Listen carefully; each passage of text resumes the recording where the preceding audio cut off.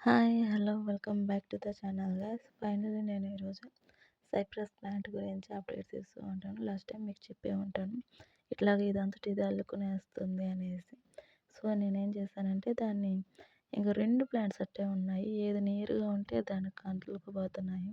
నేను ఇట్లాగ ఈ కర్రని కొంచెం దానంత స్టిక్‌ని కొంచెం అడ్జస్ట్ చేసి అక్కడ పెట్టేసాం.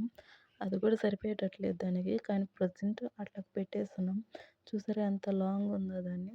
ఇంకా ఇంకో ప్లాంట్‌కైతే అస్సలు సరిపోలేదు. నేను తెచ్చిన కర్ర కూడా సరిపోలేదు. సో, 2 డేస్‌లో అడ్జస్ట్ చేసేసానులే ఎట్టోకొట్ట. దాన్ని ఇంకా కిందకి జరిపాను. అప్పుడే మొగ్గ కూడా వేసింది అది రెడ్డిష్‌లో. సో, అదనమాట. ఇంక నేనేం చేశానంటే ఈ కర్రతోటి అట్లా అట్లా అడ్జస్ట్ చేసేసి దాన్ని ఇంకా కిందకి తీసుకొని వచ్చేసాను. టెర్రస్ మీద పెట్టలేదు నేను దాన్ని. ఈ తీగల చెట్లకి మనం షేపులు చేస్తేనే చాలా బాగుంటుందన్నమాట. కొన్ని హ్యాంగ్ చేస్తే కొన్ని ఇట్లా గోడలు గట్ట అల్లిస్తే చాలా బాగుంటుంది. సో, నేను ఇంకా నాకు థాట్స్ వస్తున్నాయి. మీకేమైనా ఐడియాస్ వస్తే ఈ ప్లాంట్‌ని ఎలాంటి షేప్‌లో చేయాలో ప్లాంట్స్ అలాగేమైనా మీకు ఐడియా ఉంటే నాకు చెప్పండి. నేను ట్రై చేస్తాను. కానీ ఫాస్ట్‌గా చెప్పండి. ఎందుకంటే ఆ కర్ర అనేది దానికి సరిపోవట్లేదు. 1 డేకి అది పెరిగిపోతూనే ఉంది చాలా ఫాస్ట్‌గా. ఇది చూడండి ఎంత బాగా వస్తుందోను. ఇంకా అప్డేట్స్ ఇస్తూ ఉంటాను.